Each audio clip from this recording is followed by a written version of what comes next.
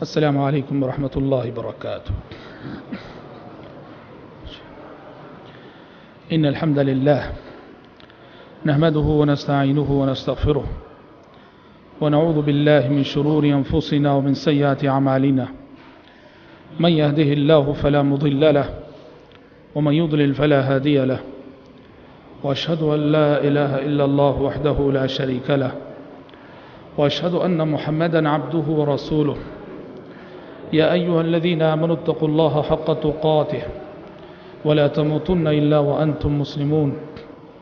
يا أيها الناس اتقوا ربكم الذي خلقكم من نفس واحدة وخلق منها زوجها وبث منهما رجالا كثيرا ونساء. واتقوا الله الذي تساءلون به والأرحام إن الله كان عليكم رقيبا. يا أيها الذين آمنوا اتقوا الله وقولوا قولا سديدا يصلح لكم أعمالكم ويغفر لكم ذنوبكم ومن يطع الله ورسوله فقد فاز فوزا عظيما. أما بعد فإن خير الحديث كتاب الله وخير الهدي هدي محمد صلى الله عليه وسلم وشر الأمور محدثاتها وكل محدثة بدعة وكل بدعة ضلالة وكل ضلالة في النار. اللہ تعالیٰ کا بے انتہا شکر و احسان ہے کہ دروس سیرت کا ہمارا یہ سلسلہ اس کی توفیق اور اس کی مدد سے کامیابی کے ساتھ آگے بڑھ رہا ہے اور ہم تقریباً مکی زندگی کے اختتام کے قریب پہنچ چکے ہیں. کل کے درس میں نبی کریم صلی اللہ علیہ وسلم کی مکی زندگی کے ایک ایسے مشکل ترین مرحلے پر روشنی ڈالی گئی تھی جس کے بارے میں آپ کو بتایا گیا تھا کہ جسے ہم یہ کہہ سکتے ہیں کہ ہمارے نبی محمد صلی اللہ علیہ وسلم کی زندگی کا یہ سب سے مشکل ترین مرحلہ تھا جب آپ پر مسلسل پے در پے آزمائشیں آئیں اور ہر آنے والی آزمائش گزری ہوئی آزمائش سے بڑی تھی. ہر آنے والا امتحان گزرے ہوئے امتحان سے بڑا تھا اور ہم نے بتایا تھا کہ نبی کریم صلی اللہ علیہ وسلم 4 عظیم امتحانات سے گزارے گئے. سب سے پہلے تو شیب ابی طالب کا حصار جسے سماجی بائیکاٹ کہا جاتا ہے، پھر ابو طالب کی وفات، پھر خدیجہ رضی اللہ عنہا کی وفات، اور پھر طائف کا سفر اور طائف میں آپ صلی اللہ علیہ وسلم کے ساتھ وہاں کے بدماشوں اور اوباشوں نے جو بدتمیزی اور بدسلوکی کی، ان تمام باتوں پر روشنی ڈالی گئی تھی. اور کل ہم نے بتایا تھا کہ اللہ تعالیٰ کا قانون ہے امتحان جتنا بڑا وہ لیتا ہے. اللہ بندے کو جتنے بڑے امتحان سے گزارتا ہے، بندہ اگر صبر اور ثابت قدمی کا مظاہرہ کرے تو اس امتحان کے بعد ملنے والا انعام اور پرائز بھی اتنا ہی عظیم ہوتا ہے. اللہ کا قانون ہے کہ اللہ تعالیٰ نے اس دنیا میں آسانیاں مشکلات کے ساتھ رکھی ہیں. ان مع العسر یسرا، 2 مرتبہ اللہ تعالیٰ نے سورہ الم نشرح میں فرمایا ان مع العسر یسرا، کہ مشکلات کے ساتھ آسانیاں ہیں، مشکلات کے ساتھ آسانیاں ہیں.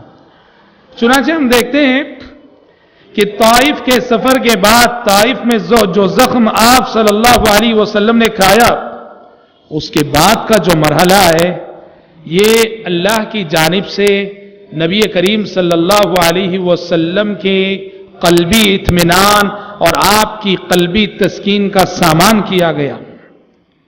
کیا کیا؟ سب سے پہلے آپ کے پاس جبریل امین کا آنا اور پہاڑوں کے فرشتے کا حاضر ہونا، یہ خود نبی کریم صلی اللہ علیہ وسلم کے لیے بہت ہی زیادہ تسلی کا باعث ہے. کیوں؟ ملائکہ جب انسان سے قریب ہوتے ہیں، فرشتے جب انسان سے قریب ہوتے ہیں تو انسان کو ایک سکون نصیب ہوتا ہے، ایک روحانی اطمینان، روحانی سکون.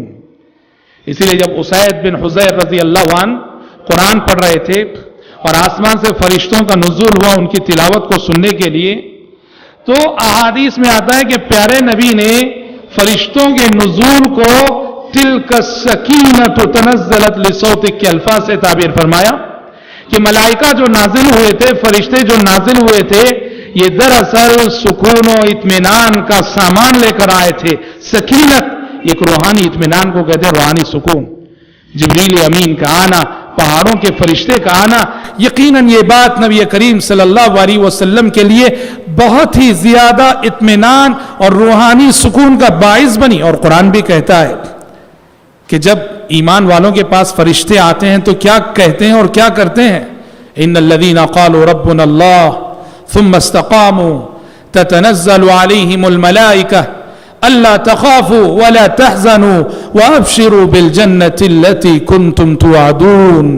جن لوگوں نے کہا کہ ہمارا رب اللہ ہے، پھر وہ جم جاتے ہیں، ثابت قدمی کا مظاہرہ کرتے ہیں، ایسے بندوں پر آسمان سے فرشتے نازل ہوتے ہیں. اور فرشتے کیا پیغام دیتے ہیں؟ کہتے ہیں اللہ کے بندو ڈرو مت اور غم نہ کرو، بشارتیں قبول کرو اس جنت کی جو جنت کے اللہ تعالیٰ نے تمہارے لیے تیار کر رکھی ہے. تو پیارے نبی کی تسلی اور اطمینان کا پہلا سامان اللہ نے یہ کیا کہ آپ کے پاس فرشتے بھیج دیے گئے. دوسرا سامان، آپ کی تسلی کا دوسرا ذریعہ اللہ نے یہ کیا، پیارے نبی اس صدمے میں تھے کہ میں طائف سے بغیر رزلٹ کے لوٹ رہا ہوں، بغیر نتیجے کے لوٹ رہا ہوں. میں آیا، کئی دن ٹھہرا، کوئی ایمان نہیں لایا، کوئی ہدایت نہیں پایا. یہ احساس کہ میں بغیر رزلٹ کے واپس لوٹ رہا ہوں، اللہ تعالیٰ نے پیارے نبی کو اسی سفر میں رزلٹ بھی عطا کیا، اور کچھ لوگ آپ کے ہاتھ پہ ہدایت پائے، اسلام قبول کیے، جس سے پیارے نبی کو اور اطمینان ملا کہ شکر ہے کہ اس سفر میں بغیر رزلٹ کے نہیں لوٹ رہا ہوں، کچھ تو نتیجہ نکلا، کوئی تو ہدایت پایا اور کوئی تو اسلام قبول کیا. اور یہ رزلٹ کیسے نکلا؟ آپ طائف سے جب لوٹ رہے تھے، راستے میں ایک درخت کے نیچے آپ نے پڑاؤ کیا، مسلسل چل کر تھک چکے تھے. ایک درخت کے نیچے کچھ دیر آرام کرنے کے لیے بیٹھے. اس درخت کے سامنے انگور کا ایک باغیچہ تھا. باغیچے کے مالک نے دیکھا کہ کوئی مسافر درخت کے نیچے تھکا ماندہ بیٹھا ہے. اس نے اپنے نوکر کو جو باغیچے میں کام کرتا تھا اس کو انگور کا خوشہ دیا، کہا کہ جاؤ وہاں کوئی مسافر بیٹھا ہوا ہے درخت کے نیچے، اس کو یہ انگور دے آؤ. اور اس نوکر کا نام تھا عداس. عداس وہ انگور لیے ہوئے پیارے نبی کی خدمت میں آیا. وہ نبی کو نہیں جانتا تھا. اس نے انگور پیارے نبی کے حوالے کیے، کہا سمجھ رہا تھا کہ کوئی اجنبی مسافر ہے، کہا کہ لیجئے کھا لیجئے. پیارے نبی نے انگور کھایا، بسم اللہ کہہ کر، بسم اللہ کہہ کے جیسی انگور کھایا، عداس کو بہت تعجب ہوا. اس لیے عداس نے پوچھا کہ آپ کون ہیں؟ کھاتے ہوئے بسم اللہ پڑھ رہے ہیں آپ؟ کیونکہ وہ جانتا تھا کہ اس سماج میں، اس شہر میں، اس علاقے میں کھاتے پیتے بسم اللہ کوئی نہیں پڑھا کرتا ہے. اور عداس ایک ایسا شخص تھا جو تعلیمات نبوت سے واقف تھا، پچھلے پیغمبروں کی کچھ تعلیمات سے وہ واقفیت رکھتا تھا. پیارے نبی نے جیسے ہی بسم اللہ کہا انگور کھانے سے پہلے، عداس حیران ہوا کہ آپ کون ہیں جو بسم اللہ پڑھ رہے کھانے سے پہلے؟ پیارے نبی نے اپنا تعارف کروایا، میں اللہ کا رسول ہوں، میں اللہ کا نبی ہوں، اللہ تعالیٰ نے انسانوں کی ہدایت کے لیے مجھے بھیجا ہے. پیارے نبی نے عداس سے پوچھا تم کون ہو؟ اس نے کہا کہ میرا نام عداس ہے. پیارے نبی نے پوچھا کہاں کے رہنے والے ہو؟ عداس نے کہا کہ میں نینوا کا رہنے والا ہوں. جیسے ہی اس نے نینوا کا، پیارے نبی نے کہا اچھا میرے بھائی یونس علیہ السلام کی بستی کے؟ یونس علیہ السلام نینوا ہی کے تھے اور یہ عداس وہیں کا رہنے والا تھا. جیسے ہی عداس نے کہا میں نینوا کا ہوں تو پیارے نبی نے کہا اچھا میرے بھائی یونس کی بستی کے. اور جیسے ہی یونس علیہ السلام کا نام لیا آپ صلی اللہ علیہ وسلم نے، عداس بے حد متاثر ہو گیا، اس لیے کہ وہ نینوا کا رہنے کی وجہ سے یونس علیہ السلام سے اچھی طرح واقف تھا. وہ جانتا تھا کہ یونس علیہ السلام اسی کی بستی کے ہیں، اور اسی وقت عداس نے کلمہ پڑھ لیا، مسلمان ہو گئے. عداس کے ہدایت پانے سے یقیناً پیارے نبی کو بہت خوشی ہوئی، بہت مسرت ہوئی، بہت اطمینان ملا، آپ کو یہ سکون ہوا کہ شکر ہے کہ طائف سے میں بغیر رزلٹ کے نہیں لوٹ رہا ہوں، کچھ نہ کچھ نتیجہ لے کے لوٹ رہا ہوں، اس سفر میں کوئی نہ کوئی تو کلمہ پڑھا ہے، کوئی نہ کوئی تو ہدایت پایا ہے۔ تھوڑا اور آگے بڑھے، آپ تھوڑا اور آگے بڑھے تو نصرت الہی کا ایک اور مظہر آپ نے دیکھا، تائید الہی کا ایک اور مظہر آپ نے دیکھا، جب آپ مکے سے قریب پہنچ کر ایک مقام پر قرآن مجید پڑھنے لگے، پڑھاؤ ایک مقام پہ پڑھاؤ کر کے قرآن مجید کی تلاوت آپ کی جاری تھی کہ ادھر سے جنات کا ایک قافلہ گزرا، جنات کا ایک قافلہ گزرا، انہوں نے ان کے کانوں میں قرآن کی آواز پڑی، فوراً رک گئے، قرآن سنتے رہے، قرآن کی تلاوت جیسی ختم ہوئی مسلمان ہو گئے، مومن ہو گئے، اور اپنی قوم اور اپنے قبیلے کی جانب داعی اور مبلغ بن کر لوٹے۔ اللہ تعالیٰ نے سورہ احقاف میں اس واقعے کو ان الفاظ میں ذکر کیا، وَإِذْ صَرَفْنَا إِلَيْكَ نَفَرًا مِّنَ الْجِنِّ يَسْتَمِعُونَ الْقُرْآنَ۔ اے پیغمبر یاد کیجئے اس وقت کو جب ہم نے آپ کی جانب جنات کے ایک وفد کو پھیر دیا تھا جو قرآن مجید سن رہے تھے۔ فَلَمَّا حَضَرُوهُ قَالُوا أَنصِتُوا، جب وہ وہاں پہنچے جہاں قرآن مجید کی تلاوت ہو رہی تھی تو آپس میں ایک دوسرے سے کہا خاموش رہو۔ دیکھو جنات کا ادب، قرآن پڑھا جا رہا ہے، ایک دوسرے سے کہیں شور نہ کرو، ہنگامہ نہ کرو، خاموشی سے سنا کرو، کتنے ادب کا لحاظ کیا جنات۔ انصتوا فلما قضی ولوا الی قومہم منذرین، اور جیسے ہی نبی کی تلاوت ختم ہوئی ایمان لائے، اور ایمان لا کر خود داعی اور مبلغ بن کر اپنی قوم کے پاس گئے، اور قوم کے پاس جا کے کیا کہا؟ قالوا یا قومنا انا سمعنا کتابا انزل من بعد موسیٰ، کہا کہ ہماری قوم کے لوگوں ہم ابھی ایک ایسی کتاب سن کر آئے ہیں جو موسیٰ علیہ السلام کے بعد نازل کی گئی ہے، موسیٰ علیہ السلام کے بعد اتاری گئی ہے۔ پتا چلا کہ وہ یہودی جنات تھے، موسیٰ علیہ السلام پہ ایمان رکھنے والے جنات تھے، اسی لیے انہوں نے کہا انا سمعنا کتابا انزل من بعد موسیٰ مصدقا لما بین یدیہ یہدی الی الحق والی طریق مستقیم یا قومنا اجیبوا داعی اللہ، یا قومنا اجیبوا داعی اللہ وآمنوا بہ یغفر لکم من ذنوبکم ویجرکم من عذاب علیم۔ کہا کہ اے ہماری قوم کے لوگوں، جنات سے کہہ رہے ہیں، اللہ کا داعی تمہیں بلا رہا ہے، اللہ کا داعی تمہیں پکار رہا ہے، اس کی پکار پہ لبیک کہو، اس کی پکار پہ لبیک کہو گے اللہ تعالیٰ تمہیں جہنم کے المناک عذاب سے بچا لے گا۔ حضرات یہ واقعہ پیارے نبی کے لیے بہت ہی زیادہ باعث اطمینان تھا، اس حیثیت سے کہ اللہ تعالیٰ نے گویا پیارے نبی کو یہ میسج دیا اس واقعے کے ذریعے سے کہ اے پیغمبر، یہ انسان آپ کی بات نہیں مانتے ہیں تو کیا ہوا، یہ اہل طائف آپ کی بات نہیں مانتے ہیں تو کیا ہوا، یہ ایک دوسری ہی مخلوق دیکھیے آپ پر ایمان لانے کے لیے تیار ہے۔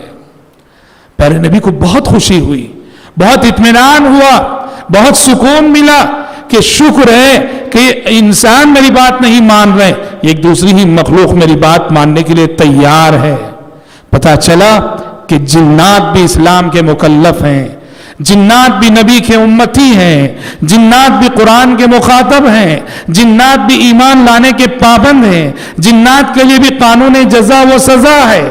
یہی وجہ ہے کہ اس موقع سے جو جنات ایمان لائے تو یہاں سے مسلسل جنات کا آنا جانا پیارے نبی کے پاس رہا۔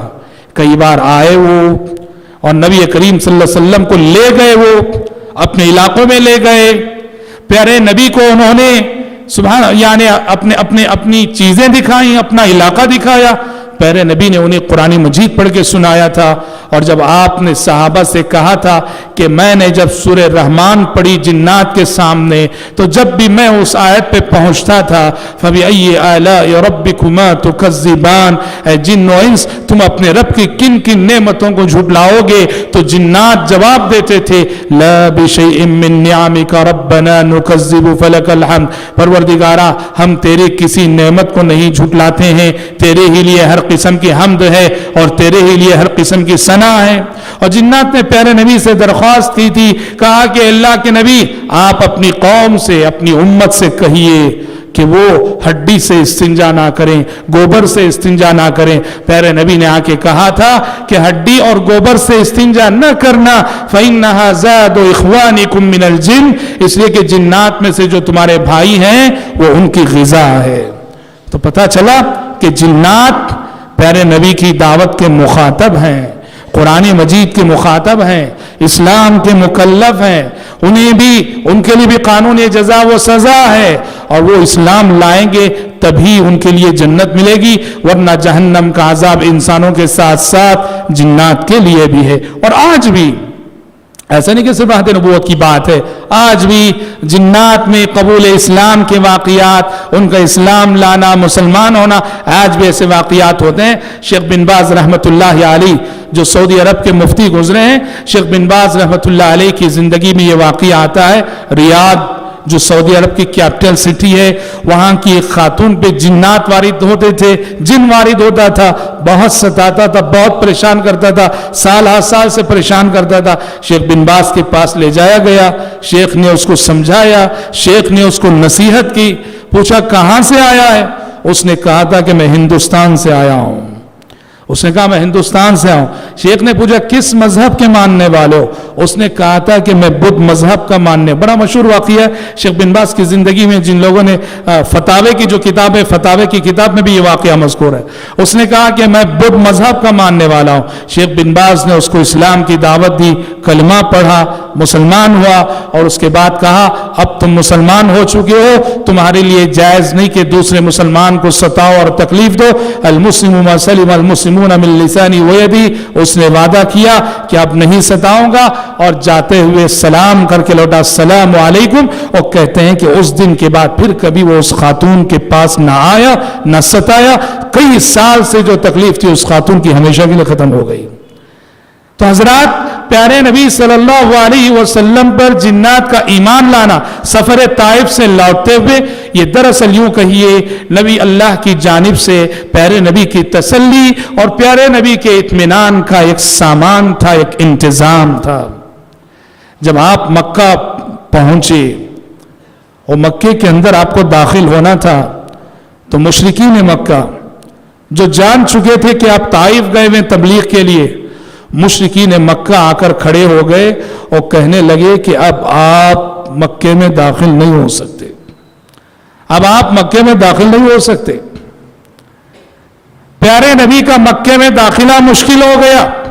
اور اس موقع پر بھی حضرات، جیسے ہم اپنے درس میں بار بار بتاتے آ رہے ہیں، غیر مسلمین میں بعض انسانیت نواز ہوتے ہیں. اس موقع پر بھی مطعم بن عدی جو مکے کا ایک بہت بڑا کافر سردار، وہ آگے بڑھ کر آیا، آ کے کہا اے محمد میں آپ کو پناہ دیتا ہوں، میری پناہ میں داخل ہو جائیے. اور مطعم بن عدی ایک ایسا محترم سردار تھا مکے کے سماج میں کہ مطعم بن عدی کے پناہ دینے پر سارا مکہ خاموش ہو گیا. اور پیارے نبی مطعم بن عدی کی پناہ میں آپ صلی اللہ علیہ وسلم مکے میں داخل ہوئے. اور یہ وہی مطعم بن عدی ہے، کل کے درس میں ہم نے ذکر کیا تھا کہ جو 3 سال کا سماجی بیکاٹ مکے والوں نے مسلمانوں کے ساتھ کیا تھا، اس بیکاٹ کو ختم کرنے میں بھی مطعم بن عدی ہی کا رول تھا، مطعم بن عدی ہی کا کردار تھا. اور پیارے نبی نے مطعم بن عدی کے اس احسان کو یاد رکھا. 2 بڑی مدد کی مطعم بن عدی نے، سماجی بیکاٹ کا خاتمہ کیا، اور مکے میں جب آپ کو داخل ہونے نہیں دیا جا رہا تھا، پیارے مطعم بن عدی نے آپ کو پناہ دی اور آپ اس کی پناہ میں داخل ہوئے. پیارے نبی نے مطعم بن عدی کو بدلہ دینا چاہا. کب؟ جب ہجرت ہو گئی، آپ مدینہ چلے گئے اور غزوہ بدر ہوئی، اور بدر کی جنگ میں مکے کے 70 کافر قید ہو کر آئے. بدर की जंग में मक्के के 70 काफिर कैदी हो गए, प्यारे नबी के हाथ में थे, प्यारे नबी के कब्जे में थे। मक्के वाले प्यारे नबी के रहम की भीख मांग रहे थे जब उनके 70 आदमी प्यारे नबी की कैद में थे।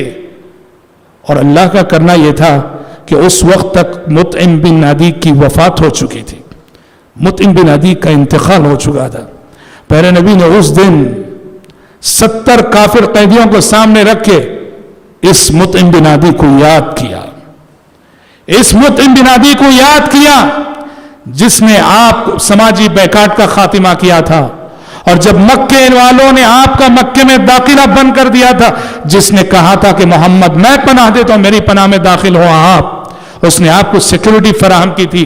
प्यारे नबी ने 70 काफिर कैदियों को अपनी गिरफ्त में रखकर उस मुतइम को याद करते हुए कहा कि लौ कान अल मुतइम इब्न अदी हय्या, लौ कान अल मुतइम इब्न अदी हय्या थुम्मा कल्लमनी फी हाउलाइ नतना लअतक़तुहुम लहू, रवाहुल बुखारी। बुखारी के अल्फाज है। प्यारे नबी ने कहा था कि लोगों, अगर आज मुतइम बिन अदी वो सरदार जिंदा होता, काफिरों का वो सरदार मुतइम बिन अदी जिंदा होता और आज वो आकर इन 70 कैदियों की सिफारिश में एक जुमला मेरे पास कह दिया होता, उसके एक जुमले पर इन 70 कैदियों को मैं आजाद कर दिया होता।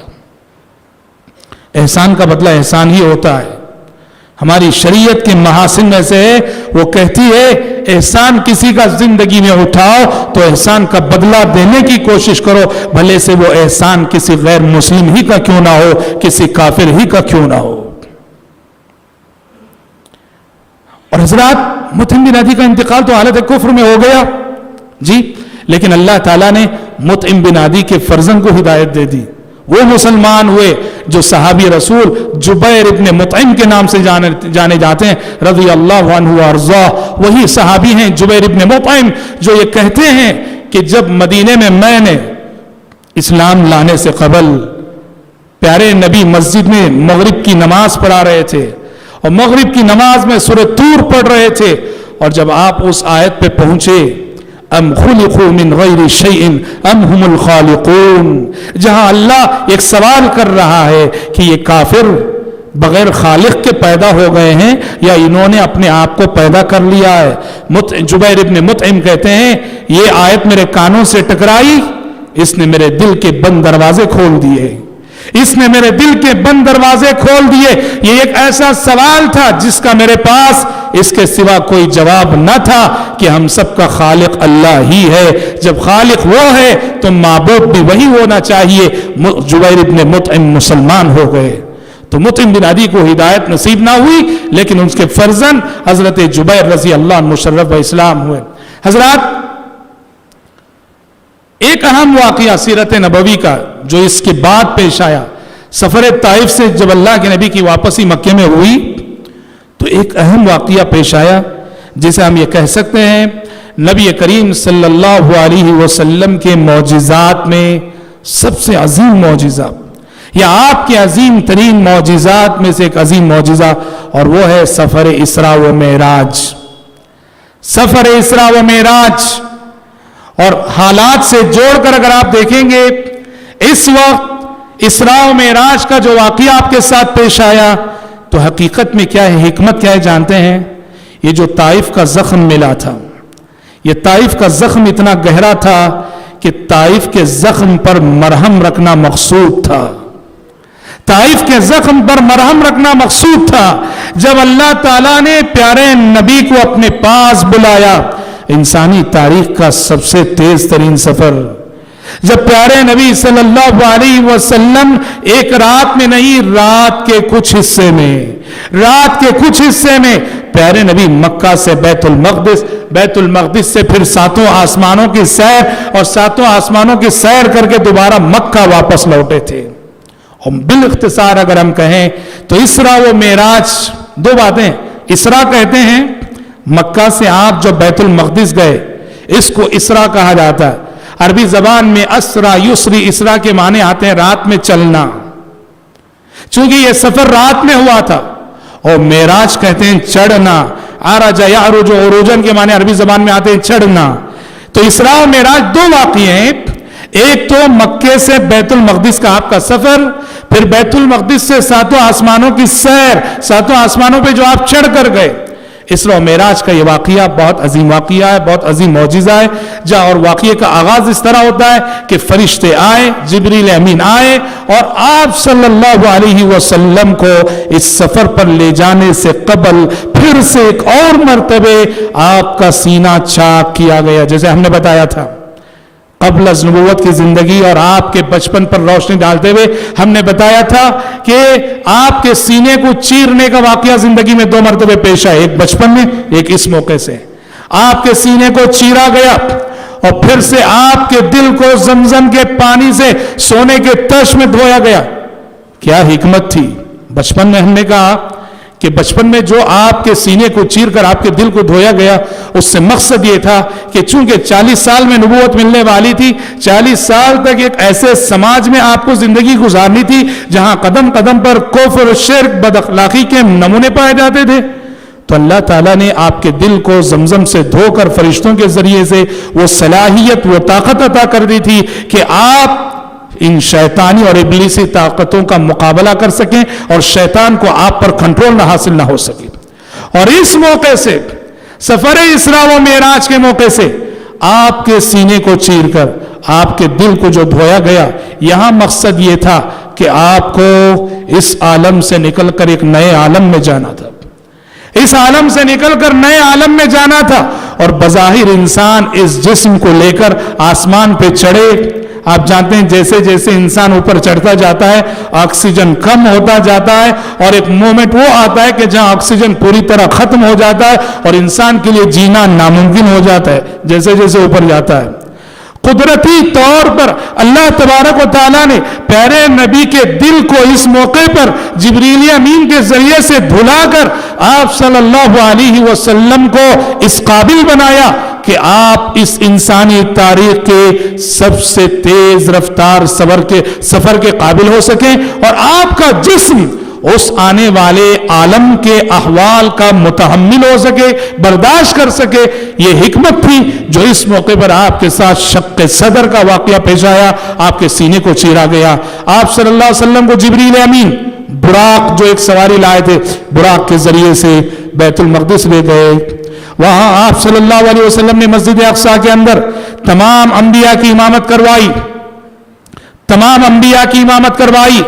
اور یہاں یہ سوالات نہ پیدا کرنا، یہ سوالات نہ پوچھنا کہ انبیاء وفات پا چکے تھے وہاں کیسے آئے. یہ سب انبیاء کی برزخی زندگی ہے جسے غیب کہتے ہیں، اور غیب اس چیز کا نام ہے کہ جہاں مجھے اور آپ کو اپنی عقل لڑانے کی اجازت نہیں. سمعنا و اطعنا کہیں گے، اس کی کیفیت کے بارے میں ہم غور نہیں کریں گے. پیارے نبی نے نماز پڑھائی، تمام انبیاء کی امامت کی آپ صلی اللہ علیہ وسلم نے، اور امامت کے بعد جبریل امین لے کر آپ کو آسمان پہ چڑھے. ساتوں آسمانوں پہ مختلف پیغمبروں سے ملاقات ہوئی. پہلے آسمان پہ آدم علیہ السلام سے آپ کی ملاقات، دوسرے آسمان پہ زکریا بن یحییٰ، دوسرے آسمان پہ یحییٰ بن زکریا علیہ السلام اور عیسیٰ علیہ السلام سے ملاقات، تیسرے آسمان پہ یوسف علیہ السلام سے ملاقات، چوتھے آسمان پہ ادریس علیہ السلام سے ملاقات، پانچویں آسمان پہ ہارون علیہ السلام سے ملاقات، چھٹے آسمان پہ موسیٰ علیہ السلام سے ملاقات، اور آخری ساتویں آسمان پہ خلیل اللہ ابراہیم علیہ السلام سے ملاقات آپ کی ہوئی. سارے پیغمبروں نے آپ کو دیکھا، آپ کو جانا، آپ کو مانا، آپ کی نبوت کا اقرار کیا. پھر آپ آگے بڑھے، آپ نے بیت المعمور کو دیکھا. البیت المعمور خانہ کعبہ کے بالکل سیدھے فرشتوں کا وہ عبادت خانہ جس کے بارے میں پیارے نبی نے فرمایا کہ روزانہ 70,000 فرشتے اس میں داخل ہوتے ہیں اللہ کی عبادت کرنے کے لیے.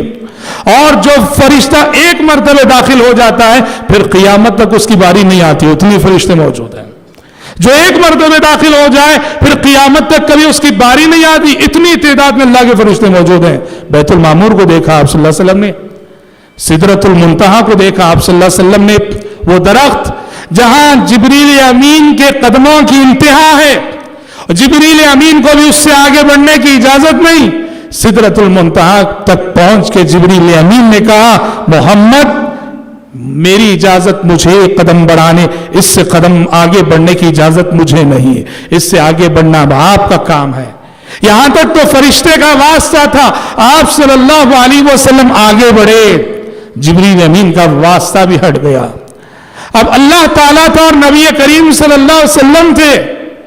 جس طرح کلیم اللہ موسیٰ علیہ السلام کو اس دنیا میں فرشتے کے واسطے کے بغیر اللہ تعالیٰ سے ڈائریکٹ ہم کلام ہونے کا شرف حاصل ہوا، اور بالکل وہی شرف نبی عربی محمد صلی اللہ علیہ وسلم کو معراج کی رات حاصل ہوا، فرشتے کے واسطے کے بغیر اللہ تبارک و تعالیٰ سے آپ ڈائریکٹ ہم کلام ہوئے، اور اللہ تعالیٰ آپ سے بات کیا۔ رہا مسئلہ دیدار الہی کا، رؤیت باری تعالیٰ کا، کیا معراج کی رات پیارے نبی صلی اللہ علیہ وسلم نے دیکھا اللہ تعالیٰ کو؟ ایسے مسائل جب چھڑتے ہیں تو ہمارے مسلمان جذبات کی رو میں بہہ جاتے ہیں اور پوری کوشش کرتے ہیں ثابت کرنے کی کہ ہاں دیکھا تھا۔ کوئی بھی مسئلہ آئے اپنے جذبات کو لگام دینا چاہیے، دلائل کی روشنی میں بحث کرنا چاہیے۔ اگر آپ اس مسئلے میں کہ کیا معراج کی رات پیارے نبی صلی اللہ علیہ وسلم نے اللہ تعالیٰ کو دیکھا تھا، رؤیت باری تعالیٰ دیدار الہی ہوا تھا، اگر آپ دلائل کی روشنی میں دیکھتے ہیں پتہ چلتا ہے کہ راجح بات یہ ہے، صحیح بات یہ ہے کہ آج کی رات دیدار الہی نہیں ہوا تھا۔ خود پیارے نبی سے پوچھا گیا، پیارے نبی سے پوچھا گیا کہ آپ نے معراج کی رات اللہ تعالیٰ کو دیکھا؟ آپ نے کہا نور انا ارا، آپ نے کہا وہاں تو نور ہی نور تھا، میں کہاں سے دیکھ سکتا تھا؟ مائی عائشہ صدیقہ رضی اللہ عنہا سے مشہور تابعی مسروق نے پوچھا تھا، مسروق نے پوچھا تھا، مسلم کی روایت ہے کہ مائی بتائیے کیا اللہ کے نبی نے معراج کی رات اللہ تعالیٰ کو دیکھا تھا؟ تو مائی عائشہ صدیقہ رضی اللہ عنہ نے کہا لقد قف الشعر مما قلت، کہا کہ مسروق کیسا سوال کر رہے ہو، کیسی بات پوچھ رہے ہو، تمہارے سوال سے تو میرے رونگٹے کھڑے ہو رہے ہیں، تمہارے سوال سے تو میرے رونگٹے کھڑے ہو رہے ہیں۔ پیارے نبی نے اللہ تعالیٰ کو دیکھا نہیں تو دیدار الہی نہیں ہوا۔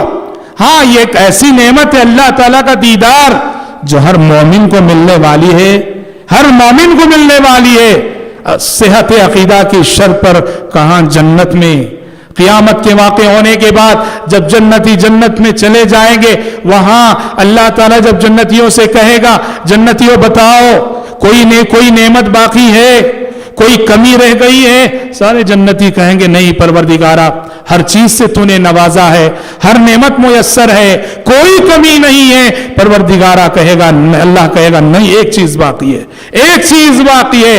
اور اس وقت رب العالمین تجلی فرمائے گا، سارے جنتی جس طرح سے 14ویں رات کے چاند کا دیدار ہوتا ہے رب العالمین کا دیدار کریں گے، اور اس دیدار میں انہیں اتنی لذت ملے گی کہ اس لذت کے آگے جنت کی ہر نعمت پھیکی معلوم ہوگی۔ یہ جنت کی نعمت ہے۔ تو صحیح بات یہ کہ معراج کی رات پیارے نبی کو یہ اعزاز حاصل ہوا کہ آپ ڈائریکٹ اللہ تعالیٰ سے ہم کلام ہوئے، لیکن دیدار نہیں ہوا۔ اور جب آپ لوٹے، مشہور بات ہے، جب لوٹ رہے تھے موسیٰ علیہ السلام سے ملاقات ہوئی، موسیٰ علیہ السلام نے کہا کیا ہدیہ لے کے جا رہے ہو؟ کہا 50 نمازوں کا ہدیہ اللہ نے دیا، 50 نمازوں کا ہدیہ۔ موسیٰ علیہ السلام نے کہا 50 نمازیں نہیں محمد، جاؤ اللہ سے درخواست کرو کہ اور کم کرے۔ گئے نبی کریم صلی اللہ علیہ وسلم درخواست کی، اللہ نے کچھ نمازیں کم کی، پھر لوٹ کر آئے۔ موسیٰ علیہ السلام نے کہا نہیں محمد پھر جاؤ درخواست کرو رب العالمین سے کہ کم کرے۔ موسیٰ علیہ السلام جھیل چکے تھے، اور وہ بھی کسے؟ موسیٰ علیہ السلام کا واسطہ بنو اسرائیل کی ایسی قوم سے پڑا تھا دنیا میں جو انسانی تاریخ کی سب سے سرکش اور نافرمان قوم تھی۔ موسیٰ علیہ السلام جانتے تھے کہ قومیں کتنی سرکش ہوتی ہیں، اس لیے کہا 50 نمازیں برداشت نہیں کر سکے گی آپ کی امت۔ بالآخر موسیٰ علیہ السلام کے کہنے پہ بار بار آتے جاتے رہے، اور یہاں تک کہ جب 5 نمازیں ہو گئیں تب بھی موسیٰ علیہ السلام نے کہا پھر جاؤ پھر جاؤ۔ تو اللہ کے نبی نے کہا اب تو مجھے شرم آتی ہے، اب تو مجھے شرم۔ پروردگار نے 45 نمازیں تخفیف کر دیں۔ تو رب العالمین نے کہا تھا کہ محمد یہ 5 نمازیں ہیں، مگر اگر آپ کی امت یہ 5 نمازوں کی پابندی کر لے ثواب تو میں 50 نمازوں ہی کا لکھوں گا، 50 नमाजों ही का लिखूंगा। मा युबद्दलुल क़ौलु लदैया, मेरी बात कभी बदला नहीं करती। पढ़े 5 नमाज दिन में आपकी उम्मत, लिखूंगा मैं 50 नमाजों का अजर व सवाब। हजरात, इस तारीखी सफर से नबी करीम सल्लल्लाहु अलैहि वसल्लम लौट गए। बुनियादी तौर पर यह है, जैसे हमने कहा, क्या हिकमत है इसरा व मेराज के इस सफर की। हमने कहा कि एक हिकमत यह मालूम होती है कि ताइफ का जो जख्म आप सल्लल्लाहु अलैहि वसल्लम को मिला था, इसरा व मेराज के जरिए से उस जख्म पर मरहम रखा गया। कौन सा मरहम? तकर्रुब इलाही का मरहम।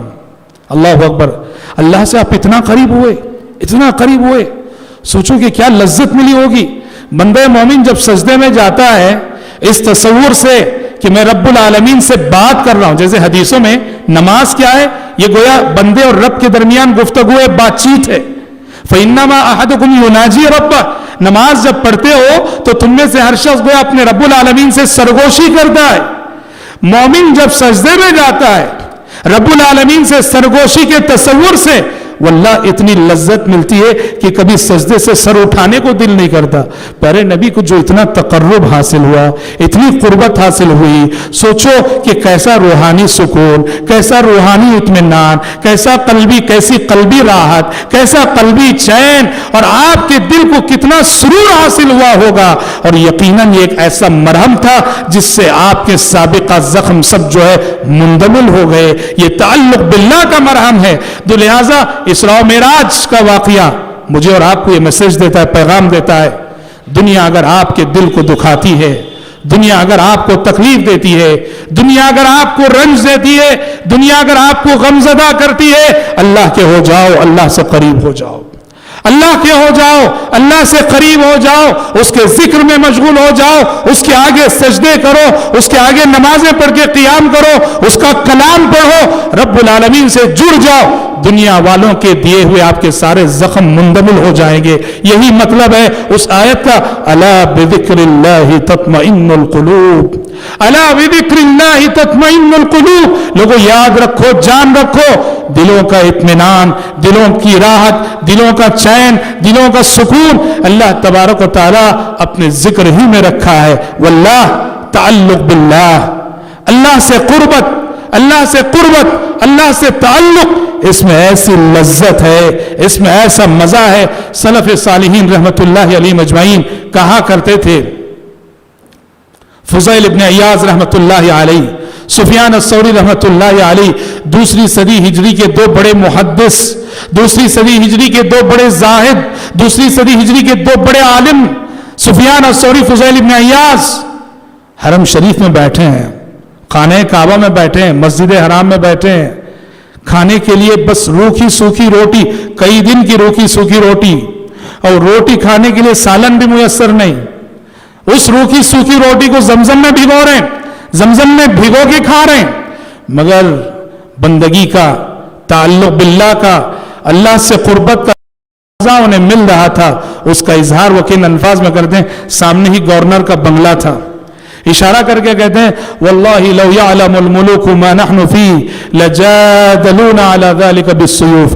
कहा कि इस रूखी सूखी रोटी को खाते हुए भी हमारी जिंदगियों में जो चैन, जो सुकून, जो राहत, जो इत्मीनान है, अगर इसका अंदाजा इन बादशाहों को हो जाए, वो इस सुकून की दौलत को हमसे छीनने के लिए तलवारों से लड़ पड़ेंगे, तलवारों से लड़ पड़ेंगे।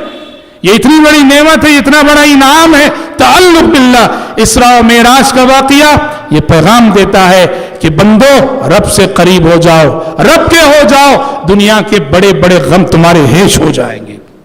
हजरात, प्यारे नबी इस सफर से लौटे, लौट कर आप मक्का आए और अलस सुबह आपने मक्के वालों को खबर दी, जो कुछ हुआ उसकी खबर दी, और मक्के में एक हंगामा बर्पा हो गया। सारा मक्का आपका मजाक उड़ाने लगा, कैसी पागलपन की बातें कर रहे हैं, कैसे दीवानेपन की बातें ये कर रहे हैं। एक रात में यहां से बैतुल मकदिस से 7 आसमानों की सैर, जबकि उस दौर के मुताबिक सिर्फ मक्का से बैतुल मकदिस आने जाने के लिए 40 दिन दरकार होते थे। मक्के वालों ने आपका मजाक बना लिया।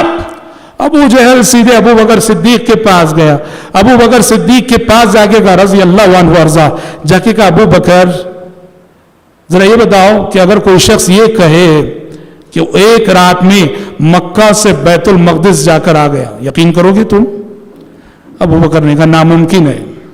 ابو بکر نے کہا ناممکن ہے، ایک رات میں مکہ سے بیت المقدس ناممکن ہے.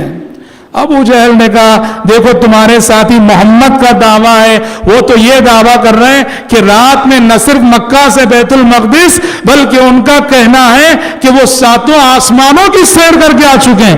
ابو بکر نے ایک سیکنڈ کی تاخیر کے بغیر کہا اگر محمد صلی اللہ علیہ وسلم کہہ رہے ہیں تو میں بھی ایمان لاتا ہوں اس بات پہ.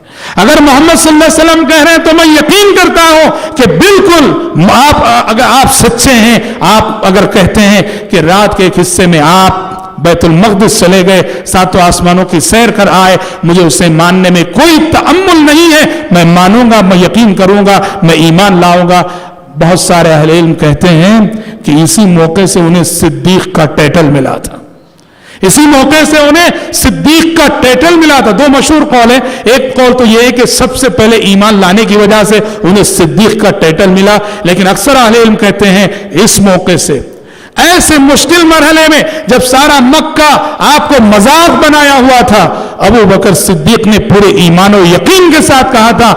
ابھی وہ تھوڑی دیر پہلے کہہ رہے تھے ناممکن ہے، تھوڑی دیر پہلے کہہ رہے تھے ناممکن ہے کہ کوئی شخص مکہ سے بیت المقدس ایک رات میں جا کر آئے، لیکن جب کہا گیا کہ محمد صلی اللہ علیہ وسلم کہہ رہے ہیں تو فوراً کہا کہ سمعنا واطعنا، میں مانتا ہوں، میں ایمان رکھتا ہوں. حضرات یہ مقام صدیقیت ہے، اللہ اور اس کے رسول کی باتوں پر ایمان رکھنے کا بہت ہی اعلیٰ معیار ہے. ابو بکر صدیق رضی اللہ عنہ کے سلسلے میں اسی لیے کہا گیا کہ ما فضلهم ابو بکر بکثرت صلاة ولا صیام ولکنه فضلهم بشیء وقر فی القلب. ابو بکر کی جو فضیلت ہے کہ اس امت میں نبی کریم صلی اللہ علیہ وسلم کے بعد سب سے اونچا مقام ابو بکر کا ہے.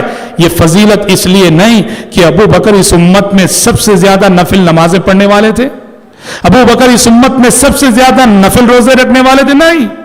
ابو بکر سے زیادہ نفل نمازیں پڑھنے والے اس امت میں ہو سکتے ہیں، ابو بکر سے زیادہ نفل روزے رکھنے والے اس امت میں ہو سکتے ہیں، لیکن ابو بکر کی فضیلت ان کے دل کا وہ ایمان، جس کوالٹی کا ایمان اور جس معیار کا ایمان ابو بکر کے دل میں تھا، وہ ایمان صرف ابو بکر ہی کے دل میں تھا.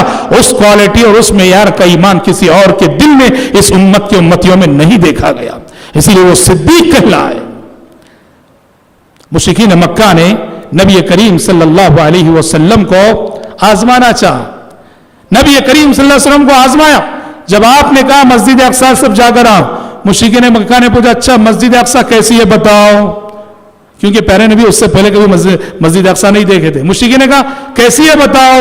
پیارے نبی فرماتے ہیں جب انہوں نے سوال کیا تو اللہ تعالیٰ نے میری آنکھوں کے سامنے پورا منظر مسجد اقصی کا، پورا منظر اللہ تعالیٰ نے لا دیا. پیارے نبی نے پورا منظر نقشہ کھینچ کے رکھ دیا. اور پیارے نبی نے ایک اور ثبوت یہ پیش کیا، مشرکین مکہ ہی کا ایک قافلہ جو بزنس کے سلسلے میں گیا ہوا تھا، پیارے نبی نے راستے میں اس کو دیکھا تھا. پیارے نبی نے کہا تمہارا جو بزنس کا قافلہ ہے جو گیا ہوا تھا وہ آ رہا ہے، میں نے آج کی رات اس قافلے کو فلاں مقام پہ دیکھا ہے اور میں سمجھتا ہوں وہ فلاں دن تک یہاں آ جائے گا. بالکل ویسے ہی ہوا، بالکل ویسے ہی ہوا. تو لہٰذا حضرات اسراء و معراج کا ایک واقعہ پیارے نبی کی زندگی کا بہت بڑا معجزہ تھا، بہت بڑی نشانی تھی جس میں بڑی حکمتیں تھیں، بڑے درس تھے، بڑے سبق تھے. آگے کا مرحلہ جو تقریباً مکی زندگی کا اختتام ہے، ہجرت کی تیاری ہے، کیسے آپ نے ہجرت کی، مدینہ جانے کی تیاری آپ نے جانے سے پہلے کیسے کی، ہجرت میں کیا کچھ ہوا، یہ ساری باتیں ہم انشاءاللہ تعالیٰ اپنے آنے والے کل کے درس میں انشاءاللہ سنیں گے. آج اسی پر اکتفا کرتے ہوئے اللہ تعالیٰ سے دعا کرتے ہیں کہ رب العالمین ہم سب کو، آپ سب کو سیرت رسول کی تعلیمات کو اپنی عملی زندگی میں نافذ کرنے کی توفیق عطا فرمائے. آمین. وآخر دعوانا ان الحمد للہ رب العالمین.